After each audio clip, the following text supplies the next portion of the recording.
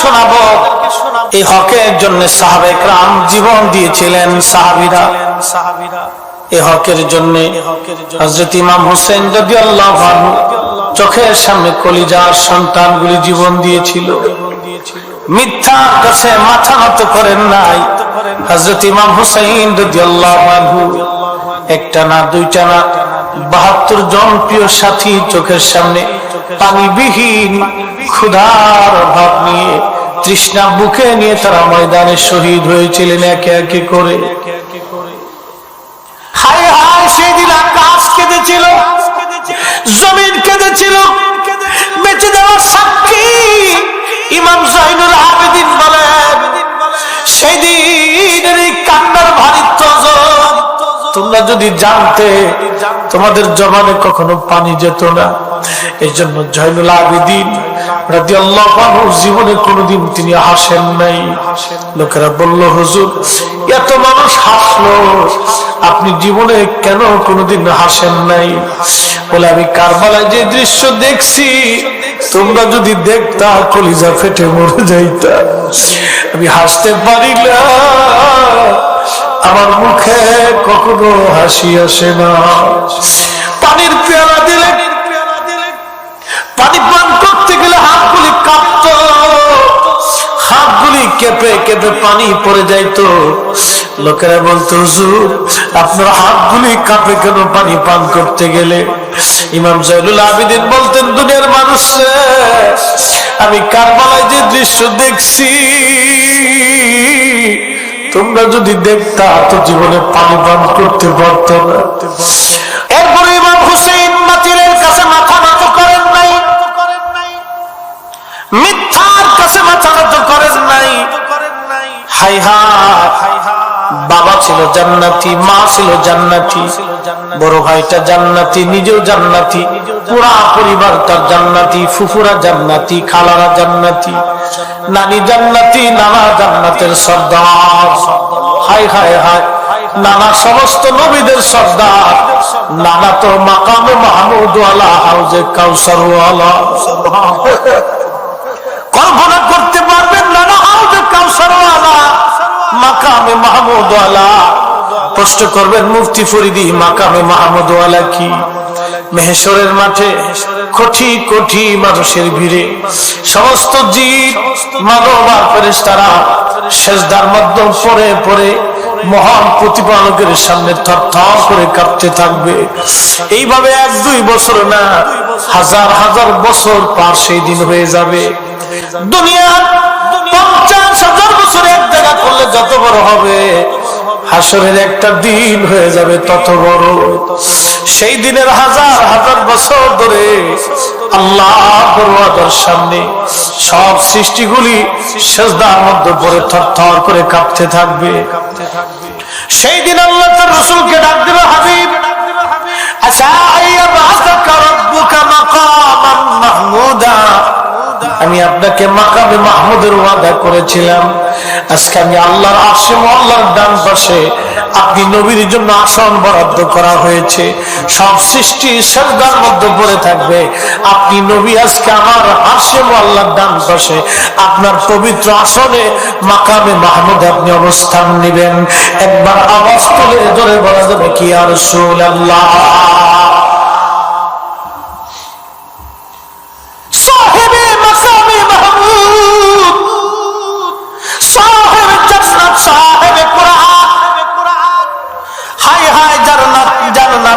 সাহেবের জান্নাত।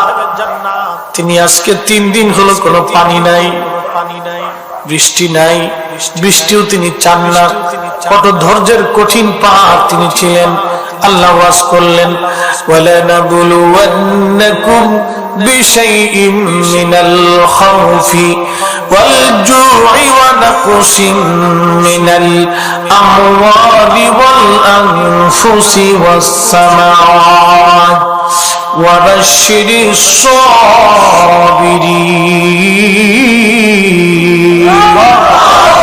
হায় হায়, কত বড় ধৈর্যের পাহাড় সেই দিন তিনি। আল্লাহ আল্লাহ আল্লাহ, 3 দিন কোনো পানি নাই। হযরত ইমাম হুসাইন রাদিয়াল্লাহু আনহুর চোখের সামনে সন্তান আলী আকবর শহীদ হয়ে গেল, ইমাম কাসেম রাদিয়াল্লাহু আনহু শহীদ হয়ে গেল, আব্বাস আলামদার কালেমার পতাকাবাহী বীর মুজাহিদ সেদিন শহীদ হয়ে গেল। হযরত ইমাম হুসাইন রাদিয়াল্লাহু আনহু সবাই যখন শহীদ, বিবি সাহার বানু ছোট্ট বাচ্চাটাকে কোলে করে নিয়ে আসছে। স্বামীরে, ওদের দৃষ্টিতে আপনি অপরাধী হতে পারেন, কিন্তু আমার ছোট্ট বাচ্চাটা তো কোনো অপরাধ করে নাই। স্বামী আমার, আপনি একটু বাচ্চাটাকে কোলে করে নিয়ে যান। ছোট্ট বাচ্চার চেহারা দেখলে ওদের মনে বড় মায়া লাগতে পারে। সেই দিন বড় আশা নিয়ে আওলাদ রাসূল পানি পান করানোর জন্য ছোট্ট বাচ্চাকে নিয়েছিলেন। আহা, যারা জান্নাতের যুবকদের সর্দার, উনারা যদি জান্নাতের পানি চাইতেন, আমার আল্লাহ জান্নাত থেকে পানি পাঠিয়ে দিতেন। না না না, ধৈর্যের বড় পাহাড় তিনি, এত বড় পাহাড় ধৈর্যের। নবীজি এই জন্য বলতেন, উম্মত, আমার উম্মতেরা তোমরা শোনো, আমার ইন্তেকালের পরে তোমরা তিনটা জিনিস মেনে চলবে। এক নম্বর কিতাবুল্লাহ, আল্লাহর কোরআন মেনে চলবে। দুই নম্বর আমি নবীর সুন্নাহ মেনে চলবে। তিন নম্বর ওয়াইত্তাতি আহলু বাইতি, আমি নবীর আহলে বায়াতকে তোমরা মেনে চলবে, তাদের অনুসরণ অনুকরণ তোমরা করবে, তাদের জীবন আদর্শ তোমাদের কলিজায় তোমরা মেনে নিবে। হ্যাঁ, সাক্ষীরা মুসলমান, কালীগঞ্জের বাবাজি, মা বোনেরা খুব মনোযোগ দিন। ছোট্ট বাচ্চা থেকে পাঠানো হলো, বাবার কোলের মধ্যে করে যান। স্বামী হে, ছোট্ট বাচ্চার চেহারা দেখলে ওদের মায়া লাগতে পারে। ইমাম হুসাইন ছোট্ট বাচ্চাটাকে সাথে করে নিয়ে গেলেন। আহা, কোলের মধ্যে তুলে ধরে 22,000 ইয়াজিদের সামনে দাঁড়িয়ে বললেন, ও ইয়াজিদের সৈন্যরা, তোমরা আমার ছোট্ট বাচ্চাটাকে একটু পানি পান করায় দাও। আমি জানি তোমাদের দৃষ্টিতে আমি তোমাদের দুশমন, কিন্তু আমার এই ছোট্ট বাচ্চাটা তো কোনো অপরাধ করে নাই।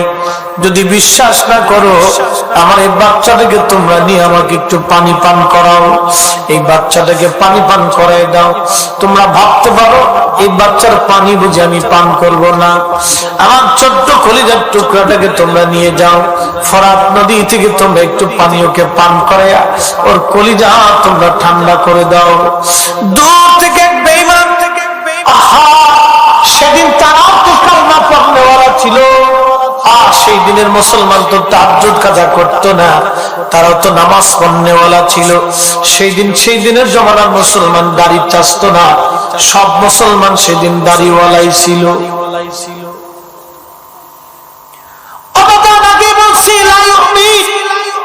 কলিজার ভিতর থেকে নবী ভালোবাসতে হবে, কলিজার ভিতর থেকে ভালোবাসতে হবে, কলিজার ভিতর থেকে নবী ভালোবাসতে হবে, কলিজার ভিতর থেকে ভালোবাসতে হবে। সেই দিন তারা তো কালমা পড়নেওয়ালা ছিল, কিন্তু ইমানের স্বাদ তারা নিতে পারে নাই। কারণ হব্বে রসুল হলো ইমানের মজা। হব্বে রসুল যার মধ্যে নাই, সে ইমানের মজা কোনদিন নিতে পারে নাই। কথা বলেন ঠিক কিনা? ও মুসলমান, নবীর ইন্তেকালের পরে একটা উট 3 দিন পর্যন্ত কেঁদেছিল, তার নাম ছিল আসওয়া। আহা, 3 দিন পর্যন্ত তারে কেউ খাবার দিতে পারে নাই। 3 দিন পর্যন্ত কাসওয়া উট পানি পর্যন্ত পান করে নাই। কারণ কি? কলিজার ভিতরে রাসূলের ভালোবাসা এমন ভাবে নিয়েছিল, একটা প্রাণী কলিজার ভিতরে রাসূলের ভালোবাসা এমন ভাবে নিয়ে নিল।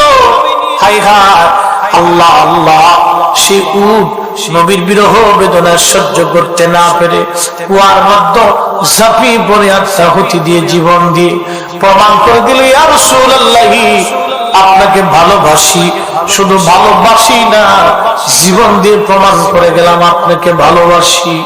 আহা, খুব মনোযোগ দিয়েন।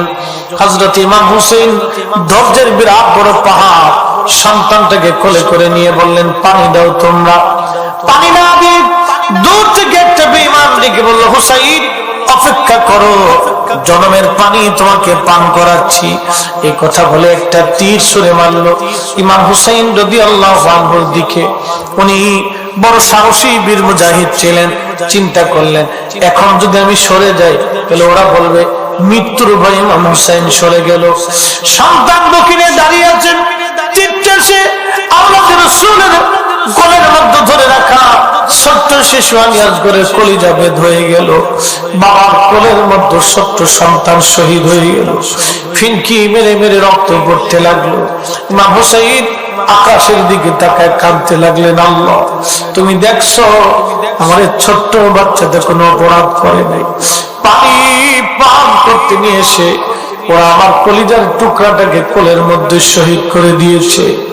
এই কথা বলে ছোট্ট বাচ্চাটাকে নিয়ে তাঁবুর পাশে নিয়ে ডাক দিচ্ছে, বিবি আসো, আমি আমার আসগরকে এমন পানি পান করাইছি আর কোনদিন তোমাকে পানির জন্য বিরক্ত করবে, কোনদিন আর পানির জন্য কাঁদবে না, তৃষ্ণায় আর কোনদিন কাতর হবে না আমার আলী আসগর।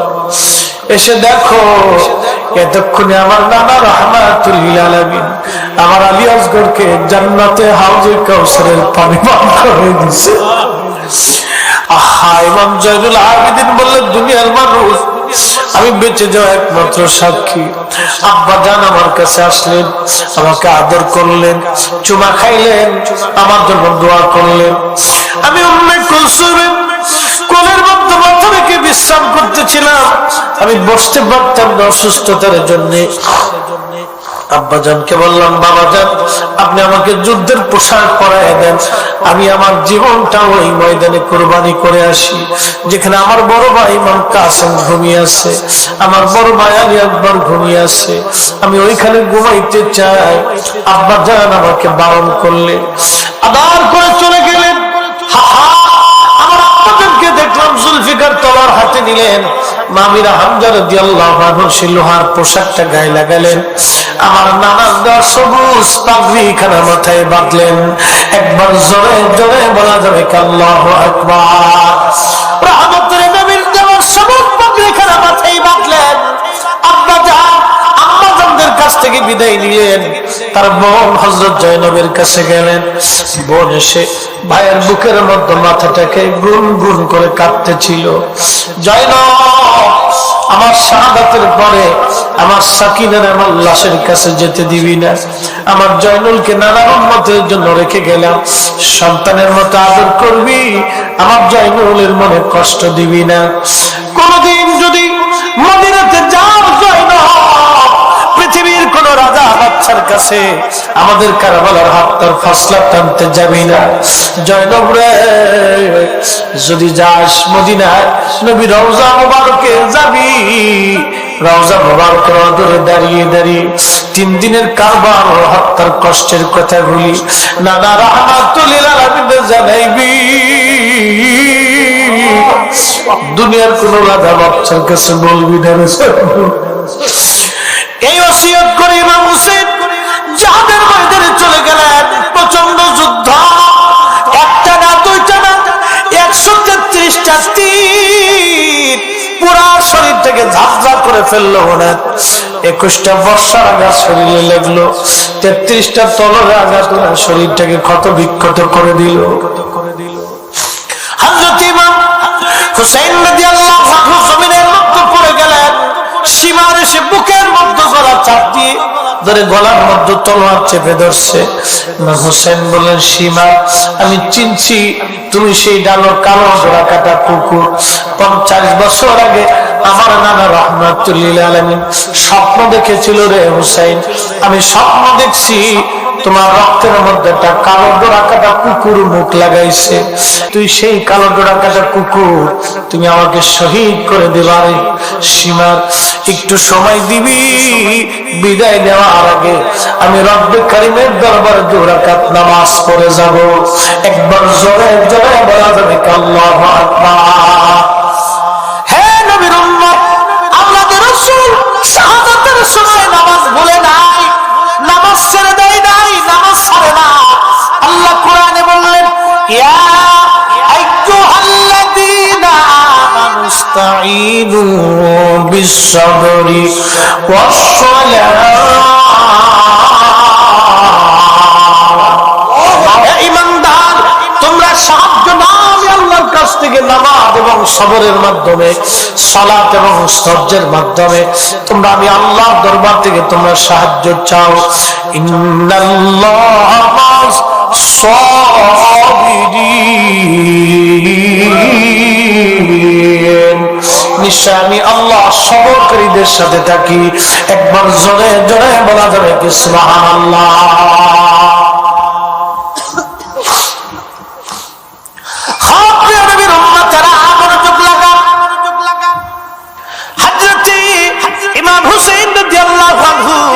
ডেকে বললেন, সীমা আমি বুঝছি তুমি আমাকে শহীদ করবা, তবে 2 রাকাত নামাজের সুযোগ আমাকে করে দাও। আহা, শাহাদাতের সময় ইমাম হুসাইন নামাজ ছেড়ে দেন নাই। আমরা কেমন উম্মত হইলাম, নামাজ ধরতে পারলাম না। কেমন উম্মত হইলাম, নামাজ ধরতে পারলাম না। আহা, আমাদের জীবনে হবে কি? কি জবাব আমরা সেই দিন আল্লাহকে দিব? কি মুখ দিয়ে কঠিন মেহশরের মাঠে আল্লাহর আদালতে দাঁড়াবো? কোন চেহারা নিয়ে নবীজির সামনে হাসরের ময়দানে দাঁড়াবো? ও সাতক্ষীরার মুসলমান, আজকে থেকে নিয়ত করে যাব, আল্লাহ নামাজ আমি আর ছাড়বো না। আল্লাহ নামাজ আমি ছাড়বো না। আল্লাহ নামাজ আমি ছাড়বো না, নামাজ ছেড়ে দেব না। সালাত সালাত সালাত। শাহাদাতের সময় ইমাম হুসাইন নামাজ ছাড়ে নাই। আমি হুসাইনের নামার উম্মত, আমি নামাজ ছাড়বো না, নামাজ ভুলে যাব না। সেদিন ইমাম হুসাইনকে শহীদ করে দেওয়া হলো। এটা 4টিখানি কথা না, শাহাদাতের পেয়ালা। আহা, শাহাদাতের মউত বড় বুলন্দি মউত, বড় মুসিবত মউত। হযরত ইমাম হুসাইন রাদিয়াল্লাহু আনহু দেহ মুবারক থেকে মাথা কেটে 2 খণ্ড করে আলাদা করে বর্ষা লাগায় বিধাইয়া মাথা মুবারক বিধায় ওরা আনন্দ মিছিল করতে লাগলো। আহা, যাদের দেহ কোনদিন নবীজি ধুলা মলিন হতে দেন নাই, মাছি মশা যাদের দেহে কোনদিন বসে নাই, মাছি মশা বসতে সাহস করতো না, তাদের গলায় ছুরি চালালাস, কালমা পণ্য বলা মুসলমান, ওদের কলিজায় জবানে কালেমা ছিল, কিন্তু অন্তরে নবীর মহব্বত ঈমান ছিল না। কথা বলেন ঠিক কিনা? সবচেয়ে মুসলমান তারা নামেই মুসলমান। ইমানদারের ঈমান নিয়ে করছে যারা খেলা, এরাই তো আসলে এজিদেরই চেলা। দাড়ি টুপি পাগড়ি আছে দেখতে মাওলানা, ভিতরে নাই নবী প্রেম ইয়াজিদে ভরা। ঠিক কিনা?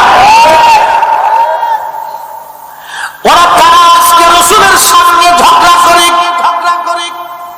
হ্যাঁ নবীর উম্মত, তোমার লজ্জা করা উচিত, শরম করা উচিত। তুমি রাসূলের ইজ্জত দিয়ে তুমি আজকে ঝগড়া করতে চাও, বহস করতে চাও। আরে বেটা, তোর সাথে কিসের বহস করব? কিসের বহস? যেটা 1450 বছর ধরে চলে আসছে। আচ্ছা, আপনার একটা কথা বলি, শাহজালাল আপনি মুজাদ্দিদি যখন এই দেশে আসছিলেন, ইসলাম কয়টা ছিল?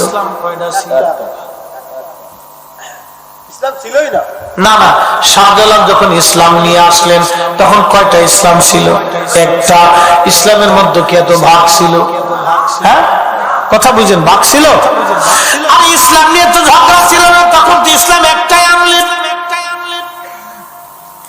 শাহজালাল আপনি মুজাদ্দিদি ইসলাম তো একটাই আনলেন, 360টা তো আনেন নাই। ইসলাম তখন তিনি একটা এনেছিলেন। তুমি আবার কে?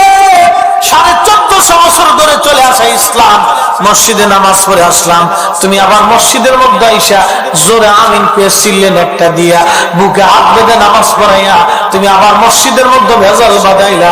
তার মানে বোঝা গেল তুমি আযাজিলের দালাল। এই কথা বলেন, ঠিক না বেঠে? তুমি আযাজিলের দালাল। শাহজালাল ইয়ামিন ইসলাম চেকটা এনেছিল, তুমি এসে মসজিদে আবার ভেজাল বাজাইলে কারণটা? মুসলমান খুব মনোযোগ দিয়ে হযরত ইমাম হুসাইন রাদিয়াল্লাহু তাআলা আনহু দেহ মোবারক থেকে তারা আলাদা করলো, শরীর থেকে তারা জুব্বা খুলে ফেললো, জুব্বা খুলে ফেলার পরে শরীরটাকে বস্ত্রহীন করলো। আহা, কারবালার ধুলাবালির মধ্য থেকে ফেলে দিয়ে একটা দুইটা না 70টা ঘোড়া তারা সিরিয়াল করলো। 70টা ঘোড়া সিরিয়াল করে আওলাদে রাসূলের দেহ মুবারকের উপর দিয়ে ঘোড়া দাবড়াইতেছিল। ঘোড়ার পায়ের আঘাতে আঘাতে আহা শরীর মুবারক থেকে চামড়া গোশতগুলি খসে খসে খসে খসে পড়তেছিল। ও নবীর উম্মত, হযরত ইমাম হুসাইন রাদিয়াল্লাহু আনহু দলিত মরিত হচ্ছিলেন মরুভূমির মধ্যে। হযরত ইমাম হুসাইনের এই দৃশ্যখানা দেখে যায়নাব রাদিয়াল্লাহু আনহা দৌড়াই গেলেন। ভাইয়ের লাশের পাশে দাঁড়াইয়া মদিনার দিকে তাকায় তিনি একটা শব্দ বলে কাঁদতেছিলেন, ইয়া মুহাম্মাদাহু সাল্লাল্লাহু আলাইহি ওয়াসাল্লাম, ইয়া মুহাম্মাদা, ইয়া মুহাম্মাদা, ও নানা, ও নানা, সাল্লাল্লাহু আলাইহি ওয়াসাল্লাম, নানা তুমি দেখো তোমার হুসাইনের সঙ্গে তারা কেমন আচরণ করে। আই হায়, কারবালায় দাঁড়াইয়া জয়নব ডাকে মদিনার নানা রে। একবার জোরে বলা যাবে আল্লাহু আকবার। আরে কারবালায় দাঁড়ায় জয়নব মদিনার নবীরে ডাকলো, শিরিক হলো না। আমরা ইয়া রাসূলুল্লাহ বললে শিরিক হয়ে যায়।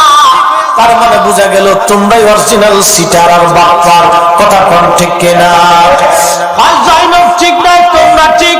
যদি বলেন না আওলাদে রাসূল যায়েনব রাদিয়াল্লাহু আনহা ঠিক, তাহলে তোমরা বেঠিক, আমরা সুন্নিরাই ঠিক। কথা কোন ঠিক কিনা? ইয়া রাসূলুল্লাহ স্লোগানের জন্য আমরাই ঠিক। হাই হাই হাই, তাদের ব্যাখ্যা হলো নবী কি এখানে আছে, তোমরা ইয়া রাসূলুল্লাহ বলে নবীরে ডাকতো, সেটা শিরিক হয়ে গেল। হাই হাই হাই, এখন শিরিকের মাসলা লাগাই দিল। 1450 বছর আগে শিরিকের মাসালা ছিল না। হযরত জয়নব শিরিক বুঝলেন না। ইমাম জয়নুল আবেদিন ইয়াজিদের জেলখানায় কেঁদে কেঁদে কাঁদে, ইয়া রাহমাতাল লিল আলামিন আদরিকলি জয়নুল আবেদিন মাহবুস আইদিল জালিমিন ইল মারকাবি ওয়াল মাজদাহামি ইয়া রাহমাতাল লিল আলামিন। আপনার জয়নুল আবেদিন জালিমের জেলখানায় বন্দী হয়ে আছে। ইয়া রাহমাতাল লিল আলামিন, আপনার জয়নুল আবেদিন জুলুমের জেলখানায় বন্দী। ইয়া রাহমাতাল লিল আলামিন। আর সেই দিন জেলখানায় সিরিয়ায় বসে না ইমাম জয়নুল আবেদিন নবীকে ডাকছে, শিরিক হয় নাই।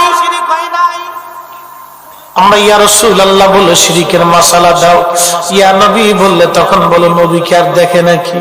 আহা, নবী দেখে কি দেখে না, বাস্তবতা থেকে শুনে যান। ইমাম জয়নুল হযরত জয়নব রাদিয়াল্লাহু আনহা ভাইয়ের লাশের পাশে তাকায়া মদিনার দিকে তাকে এইভাবে কাঁদতেছিলেন।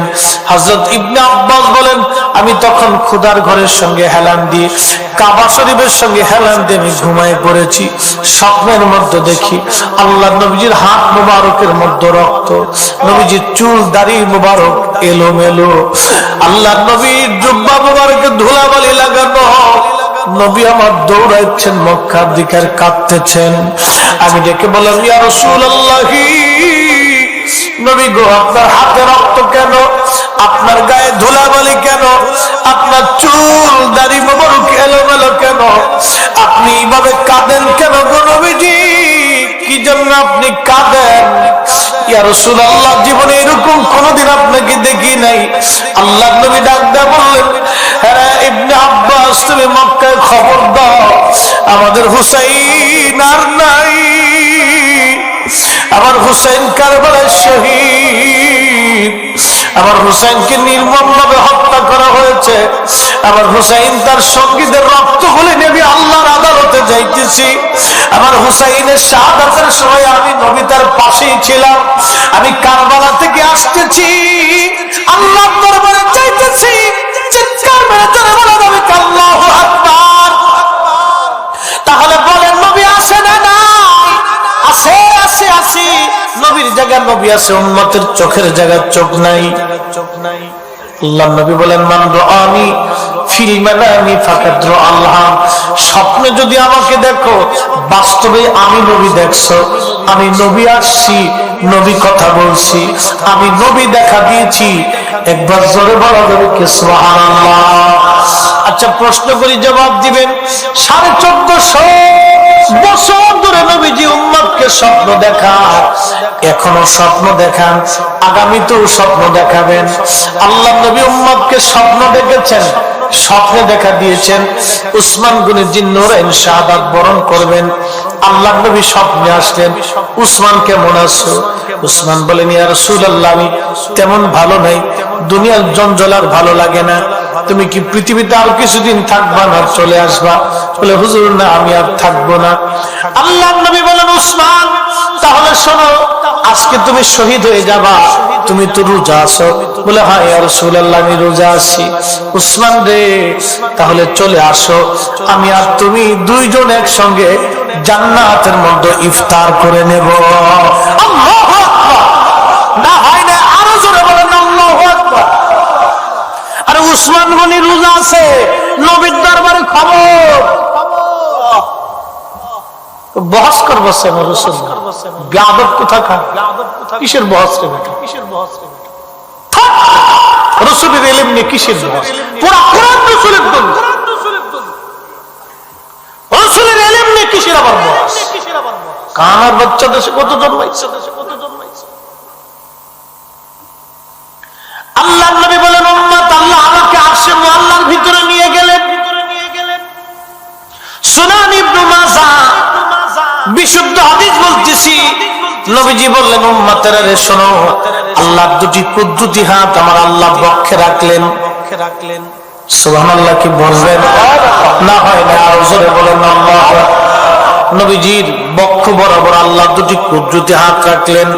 আল্লাহ নবী বলেন, আল্লাহ যখন হাত রাখছে তখন আমার কাল ঠান্ডা হয়ে গেল, আমার শরীর ঠান্ডা ঠান্ডা হয়ে গেল। আমি সকালবেলাও সেই ঠান্ডা ঠান্ডা অনুভব করতেছিলাম। আল্লাহ আমার হাত বক্ষে রাখছেন, আমার কলিজা ঠান্ডা ঠান্ডা হয়ে গেল, আমার শরীর ঠান্ডা ঠান্ডা হয়ে গেল। ও আমার উম্মতেরা, তখন আল্লাহ পাক আমার কলবের মধ্যে এমন ইলম দিলেন, ফালিমতু মা ফিস সামাওয়াতি ওয়া মা ফিল আরদ, আসমান জমিনের এমন কিছু নাই যেটা আল্লাহ আমাকে না দেখাইলেন, আল্লাহ আমাকে না জানাইলেন। একবার জোরে বলা যাবে কি সুবহানাল্লাহ? আসমান জমিনের এমন কোন ইলম নাই, এমন কোন ইলম নাই, এমন কোন ইলম নাই, এমন কোন জ্ঞান নাই যেটা আল্লাহ আমাকে না জানাইলেন। অনুপরমাণু, অনুপরমাণু, আসমান জমিন, আসমান জমিন কয়টা? 7টা জমিন, 7টা আসমান, 7 জমিনে, 7 আসমানে যা কিছু আছে সব কিছু আল্লাহ তার নবীকে জানাইলেন। 1.5 লক্ষ সাহাবী ছিল নবীর দরবারে। 1.5 লক্ষ সাহাবীর মধ্যে যিনি সবচেয়ে বেশি পরিমাণে রাসূলের মহব্বতে রক্ত ঝরিয়েছিলেন, এই কালেমার জন্য যিনি বেশি পরিমাণে মার খেয়েছিলেন, পিঠের চামড়া গলি, গোশত গলি পিটিয়ে পিটিয়ে উঠিয়ে ফেলে দেওয়া হয়েছিল বেলালের। দিনের পর দিন আর মাসের পর মাস, কত রজনী বেলালের নির্ঘুম কেটেছে, কতদিন মরুভূমির মধ্যে উত্তপ্ত বালুর মধ্যে শুয়ে রাখা হয়েছে। আরে বানর প্রচন্ড গরমে ফুসকা পড়ে পড়ে বেলালের ঘা হয়ে শরীর ঝলসে যাইতো, মাঝে মধ্যে অজ্ঞান হয়ে পড়ে থাকতেন বেলাল। হুঁশ ফিরে আসার পরে হযরত বেলালের একটাই আওয়াজ ছিল, আহাদ আহাদ আহাদ আহাদ, আল্লাহ এক, আল্লাহ এক। আরে সেই দিন পিঠের চামড়া গোশত গুলি দিল হযরত বেলাল, কালেমা সেই দিন দেয় নাই রে, কালেমা সেই দিন দেয় নাই। নবীজি মেরাজে গেলেন, জান্নাত দেখতে যাওয়ার পরে দেখে নবীর আগে আগে বেলালের পায়ের আওয়াজ পাওয়া যায়। এসে বললেন, বেলাল রে, আমি জান্নাতে যাই দেখি তোমার পায়ের আওয়াজ আগে আগে পাই, আমল কি করো? বেলাল বলে, হুজুর ওযু চলে গেলে আবার ওযু করি। আযান দিল, বেলাল আযানে ভুল হয়, কাফেররা এসে হাসি তামাশা করে। সাহাবীরা বলল, হুজুর নতুন মুয়াজ্জিন নিয়ে আসি। নবীজি বললেন কি করে মুয়াজ্জিন আনবা বলো? আমার বেলাল আযান দিলে এই আযানের আওয়াজ আসে মুআল্লা পর্যন্ত পৌঁছে যায়। হায় হায় হায়, এত বড় আশিক। নবীজির ইন্তেকালের পরে ১৬ লক্ষ সাহাবীর মধ্যে যিনি বেশি হৃদয়ে রক্তক্ষরণ হয়ে পাগল করা হয়েছিলেন তিনি বেলাল। একজন কীতদাস, চেহারা কালো ছিল বেলালের, হৃদয়টা নবীর ভালোবাসা দিয়ে পরিপূর্ণ ভরা ছিল। এতটাই নবীকে ভালোবাসতেন হযরতে বেলাল। ইন্তেকালের পরে আর আযান দেন না। আবু বকর বলল, বেলাল আযান দাও। বেলাল দেখে বলল, হুজুর আপনি কি আমাকে কিনেছেন নিজের জন্য না আল্লাহর জন্য? বলে, বেলাল রে আমি আল্লাহর জন্য কিনে তোমাকে আজাদ করে দিয়েছি। বলে, আবু বকর অধিকার খাটাবেন না, আমি আগে আজান দিলে নবী নামাজে আসতো, এখন আজান দিলে নবী নামাজে আসবে না। আবু বকর রে এই আজান আর আমি কোনদিন দেব না গো। বিদায় দেন। চলে গেল বেলাল সিরিয়ার দামেস্কে। বহুদিন বেলাল মদিনাতে আসে না। আবার নবীজি স্বপ্নে সিরিয়াতে চলে গেছে। স্বপ্নে যা বলে, বেলাল রে কতদিন হলো তুমি আমার জিয়ারতে আসো না রে বেলাল। হায় হায় হায়, কেমন ভালোবাসা হযরতে বেলাল নবীকে দিয়েছিলেন। আমার নবীজি স্বপ্নে দেখতে গেছে, বেলাল কেমন জুলুম তুমি শুরু করছো আমার সাথে, কতদিন হলো তুমি আমার জিয়ারতে আসো না রে বেলাল। আমি নবী জিয়ারতে আইরে বেলাল। হযরত বেলাল ওই অবস্থায় হেঁটে হেঁটে রওনা দিলেন। হাজার হাজার মাইল পথ বেলাল পায়ে হেঁটে এসেছিলেন। কোন বাহন বেলালের ছিল না। নবী বলছে আসার জন্য কত মরুভূমি পায়ে হেঁটে হেঁটে বেলাল আসছে। আল্লাহু আকবার।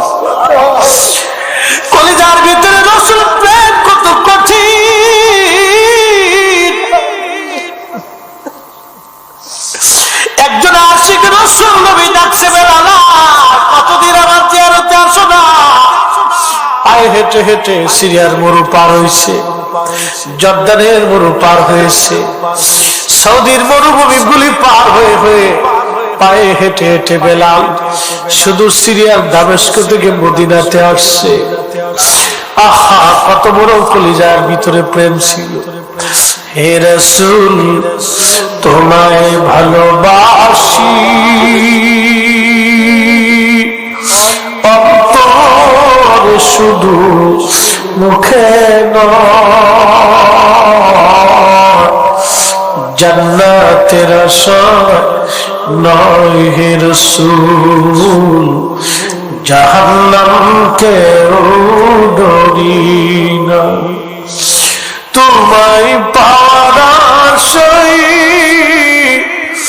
মন ছুটে যায় মদিনায়, তোমায় পাওয়ার আশায় মন ছুটে যায় মদিনায়। এ আশিক দিদার দাও না, আর দূরে থাকিও না। এ আশিক দিদার দাও না, আর দূরে থাকিও না। হে রাসূল তোমায় ভালোবাসি, অন্তরে শুধু মুখে নয়, জান্নাতের আশা নয় হে রাসূল, জাহান্নামকে ডরি না। বসে বসে কাঁদতেছিলেন নবীর আশিক পাগল। হাজার হাজার মাইল পায়ে হেঁটে হেঁটে বেলাল এসে রওজা শরীফের সঙ্গে ঘরে ঘরে কাঁদতেছে। কেঁদে কেঁদে হয়রা, আহা সেই দিনটা বড় প্রেমময় ছিল। কাঁদতেছিলেন নবীর আশিক রাসূল বেলাল। নবী গো আসতে বলেছিলেন, গোলাম হাজির হয়ে গেছে। আসতে বলেছে, আমি আপনার কদমে হাজির হয়ে গেছি। একটু চিন্তা করেন তো, একজন মানুষ পাহাড় নাই, খাবার নাই, পয়সা নাই, কিছুই নাই, গরিব, হাজার হাজার মাইল পায়ে হেঁটে হেঁটে চলে আসছে। নবী ডাকছে, নবী ডাকছে রে, নবী ডাকছে। কলিজার ভিতরে কি প্রেম ছিল সেই দিন! আহা, কি করে বোঝাবো এই ভালোবাসা? দলিল দিয়ে নবীর ভালোবাসা হয় না রে বাপ, দলিল দিয়ে ভালোবাসা হয় না, দলিল দিয়ে ভালোবাসা হয় না, দলিল দিয়ে ভালোবাসা হয় না। ভালোবাসা হৃদয় থেকে হয়, হৃদয় থেকে হয়। নবীর ভালোবাসার জন্য দলিলের দরকার হয় না, হৃদয় থেকে হয়। একটা পশু ভালোবাসে দলিল দিয়ে না, নবী হৃদয় দিয়ে ভালোবেসে গেছে। উস্তরে হান্নানা ভালোবাসছে দলিল দিয়ে না রে, হৃদয় দিয়ে ভালোবেসে গেছে। কাঁদতেছিলেন, নতুন মুয়াজ্জিন এসে দেখলো নবীর মুয়াজ্জিন কাঁদে বসে বসে।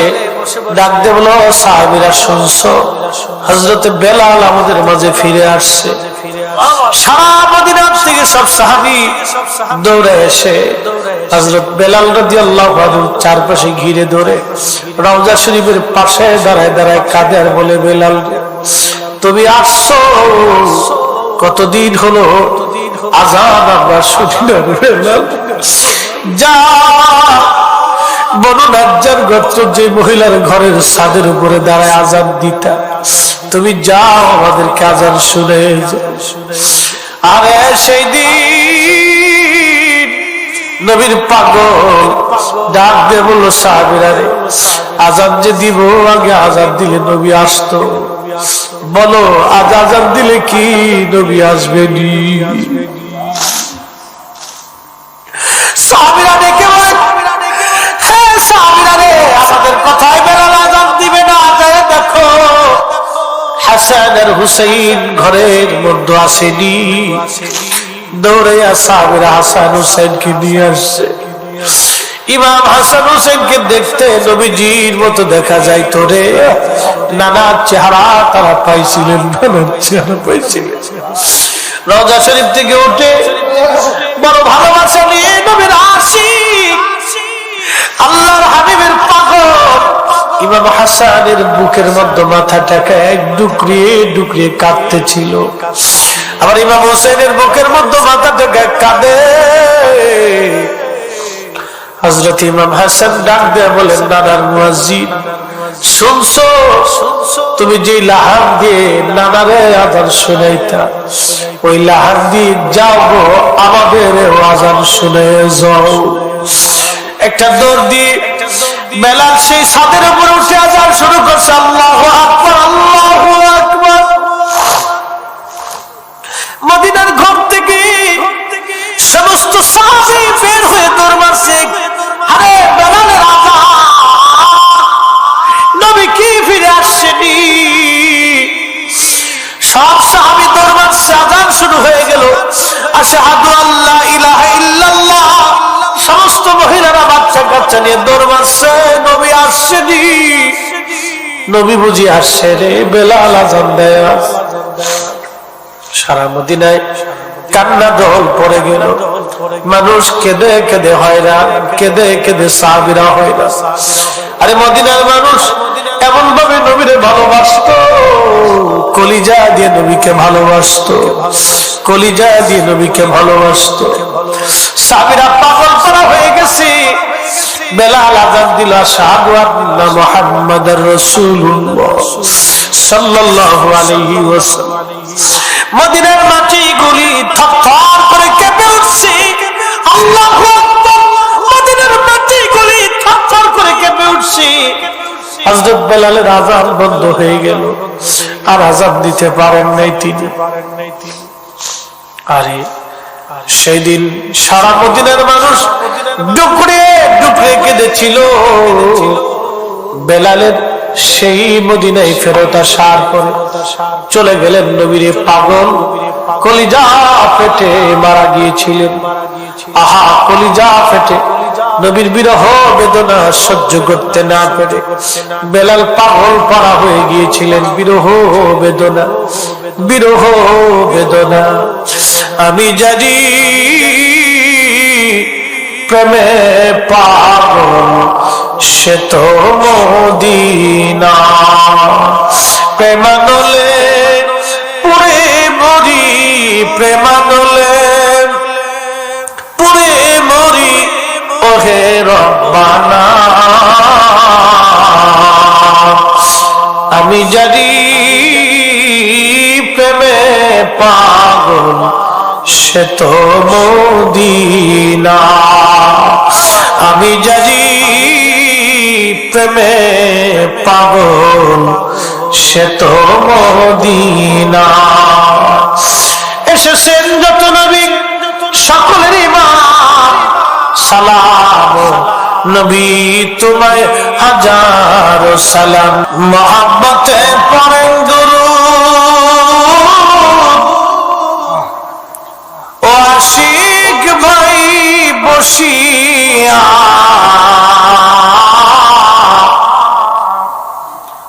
এই না দুরূদ শোনেন গো নবীজি মদিনাতে থাকিয়া।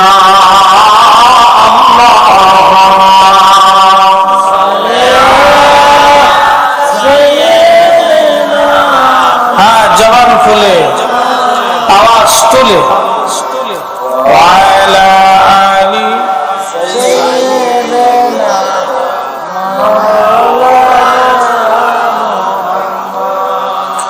যখন তোমার ডাক পড়িবে এবারই ঘর সারিতে,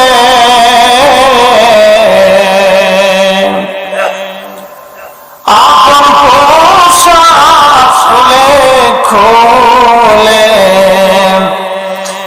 সাদা কাফন পরাইবে।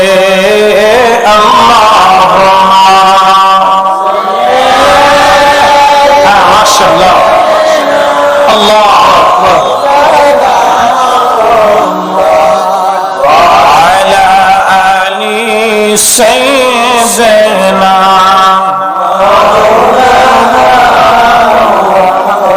জবান খুলে জিকিরে লা ইলাহা, জোরে লা ইলাহা ইল্লাল্লাহ, ও লা ইলাহা লা ইলাহা হাসবি রব্বি জাল্লাল্লাহ ফি কলবি গাই।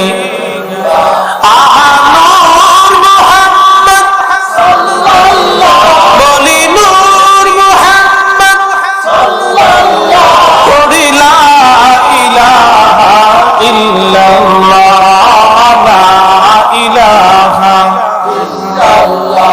লা ইলাহা ইল্লাল্লাহ মুহাম্মাদুর রাসূলুল্লাহ সাল্লাল্লাহু আলাইহি ওয়াসাল্লাম। রাসূলের কাছে আমরা সবাই ঠেকা, নবী আমাদের কাছে ঠেকা না। এই কথাটা যদি বুঝেন তাহলে কেউ মিলাদ নিয়ে ঝগড়া করবে না। ঠিক আসতে বললে কেন জোর বলেন না? এই কথাটা যদি কেউ বুঝে তো মিলাদ নিয়ে কেউ ঝগড়া করবে। আমাদের দেশের মানুষের কিছু মানুষ আছে শিক্ষিত কিন্তু বুঝে কম, বা আগের মানুষ জানতো কম মানতো বেশি। ছোট্ট করে বলি, আমার সামনে একটা পেয়ালা আছে, চার পেয়ালা। শরীয়তের মাসালা হলো খাওয়ার সামনে আসলে নামাজ পড়া যাইত না, এখন প্রশ্ন করবেন না বন্ধু বসা আছে, প্রশ্ন খাওয়া বলো না নামাজ বলো, তো উত্তর হলো নামাজ বলো। তো খাবার বাদ দিয়ে কেন নামাজ পড়া যাবে না? কারণ এই জন্যই যে নামাজ আপনি দাঁড়াইছেন মুরগের রান পাশে, নামাজ বাদ দিয়ে টেরে টেরে চাবেন আর মুরগের রানে দিয়ে আমার দিক চাইয়ে দিছি। তো নামাজ মুরগের রানের ভিতরে লেগে শরীয়তের মাসলা আগে খাও, ফ্যাট ঠিক করো, নামাজে দাঁড়া। বুঝতে পারছেন? তো খুব মনোযোগ দিয়ে, আমার হাতে একটা পেয়ালা, এই যে পেয়ালাটা, এই পেয়ালার ভিতরে কিছু চা বা পানি এটার ভিতরে আছে। এটার নিচে যদি ফুটা থাকে তাহলে বাপ বলেন এই ফুটা থাকলে এটার ভিতরে কি চা থাকবে? থাকবে না, সব চলে থাকবে। আপনি যত ঢালেন তত শেষ হয়ে যাবে। মানুষের আমল রাখার ডোলার নাম হচ্ছে ইমান। আর ইমানের মূল ফাউন্ডেশন, ইমানের বেসিস হচ্ছে হুব্বে রাসূল।